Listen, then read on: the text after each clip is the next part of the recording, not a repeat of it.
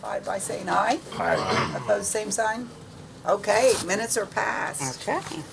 Next, we have the approval of the claims. I think Britt has attached those, right? I did. Yes. Do you have any questions?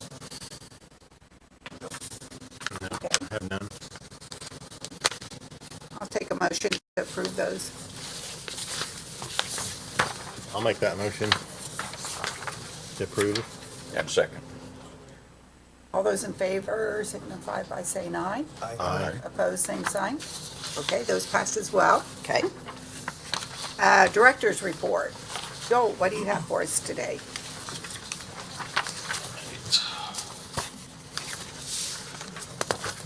All right, first item on my report, as we've discussed, I think at the last two meetings, we had Coorsen Fire out to put a new fire suppression system in our secure all hazardous waste storage building. The old system was about 30 years old and could no longer be serviced. So we had to replace the whole thing. So they have put in a new Buckeye system, and it should be good for the foreseeable future. I contacted Kevin Catron, I'm not sure how to pronounce his last name. Catherine? Catron, okay, there we go. The fire inspector, and he came out and took a look at it while they were installing it and said everything looked good to him, so we should be good to go on that. We did actually have to contract with Skiles Electric because we had to have them wire in the alarm system on that unit, so under the claims, there is a claim for Skiles, and that was the work they did on the fire suppression system. So, next up, Tammy Koger came out and brought us a load of vapes that had been collected from all the local schools. I've talked about that in previous meetings as well. We really weren't sure how many we were going to get. It was quite a bit. It was quite a few bags full, but it only filled about half of a 15-gallon drum, and we get charged by the container, so we probably won't ship that right away. We'll just keep that available for future use whenever they get more, which I'm sure they will. So, and as usual, we do a full-time electronics collection out there. So we shipped 3 loads of electronic waste in the last couple months to OmniSource. How long have we been with them? I think about 6 months now, but they've offered us really good service and good communication and all that, fair pricing, so we're pretty happy with them. Clark Beard sent me an email a month or so ago with a link that IDEM is creating a statewide material management plan, and just to kind of, I think, just assess all the different waste streams and how much is coming into Indiana. And from what I can understand from the article, it looks like that may open up some funding from the state, maybe for waste disposal. I don't know where they are with that, but I did include a link in my report if anybody wants to read up on that. So,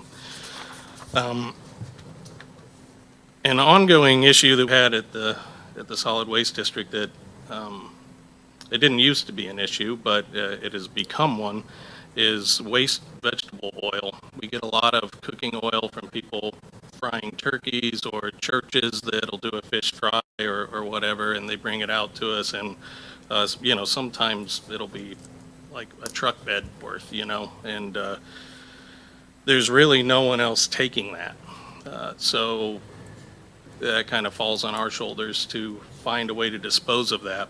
Well, restaurants can use a number of different vendors for picking that up, but we used to be with Mahoney Recycling out of Illinois. They used to actually pay us for the waste vegetable oil. It wasn't a lot. It was like $25 for like 300 gallons of oil, but it's better than having to pay.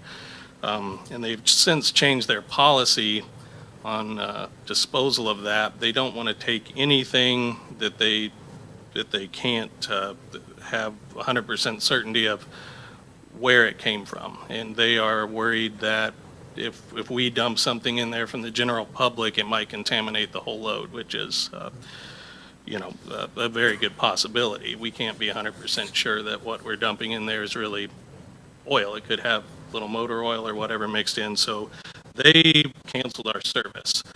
So for the last year, we've been collecting it, thinking that we would be able to give it to Matt Coomer to use for his sawmill for lubrication. But reading into that further, it looks like you're really only allowed to haul about 55 gallons without having a waste generator ID, which he probably doesn't want to have to go through all the trouble of that just to haul vegetable oil. So we've been looking into alternative ways to dispose of that. So the only place that I could really find that would take it was Heritage Crystal Clean, or there, I suppose it's Arkwood now. But so they came and pumped out about 600 gallons of vegetable oil from our site, and that cost us about $3,600 to get rid of.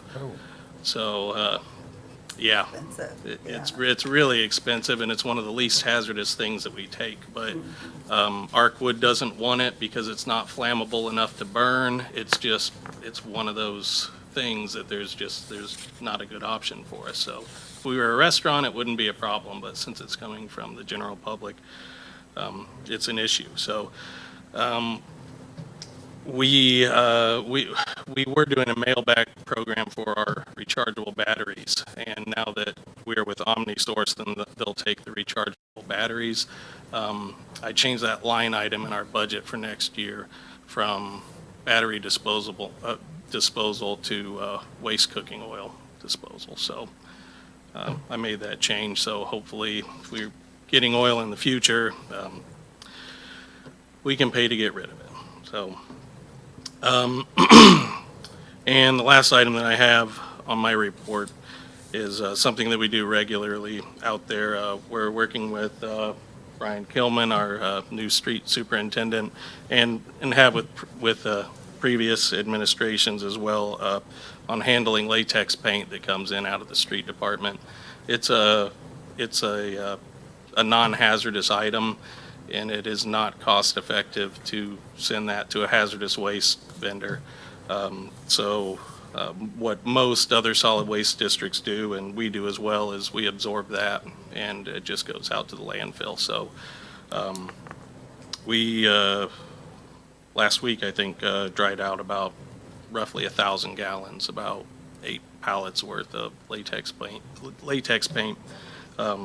And we do that with sawdust that comes from Coomer Sawmill, and it just gets absorbed and then goes out to the landfill. So it's a pretty effective way, actually, of managing latex paint.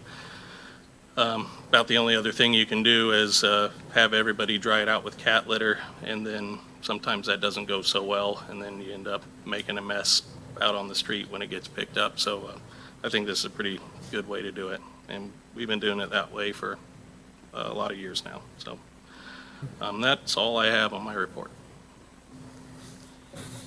Okay. And I'll just talk briefly about, under his new business, City of Frankfurt's looking at some changes on their recycling. Brian's here today. I've met with Brian along with the Board of Works, and we're trying to be more effective and efficient in our disposal of recyclables. So we're just taking a look at things. He's going to meet with his councilmatic committee, and we're just hoping to make things work better for us. So once we get some things situated, we'll come back to you with some ideas that we have. I don't know if everybody knows Brian or not. That's Brian back there. Brian Kilman.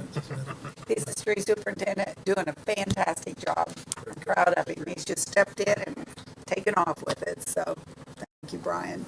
The streets in town are great. Yep, they've been working hard. Yeah. We can still tell. need some paper over Boginski's. Okay. That's for.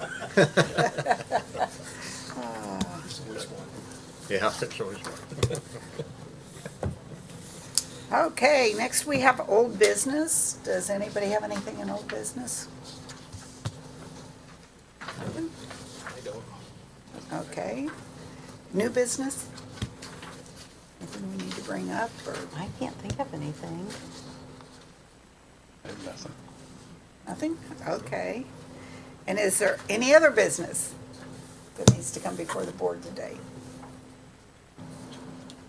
Okay, any questions, comments? Okay, I'll take the motion. I make the motion to adjourn.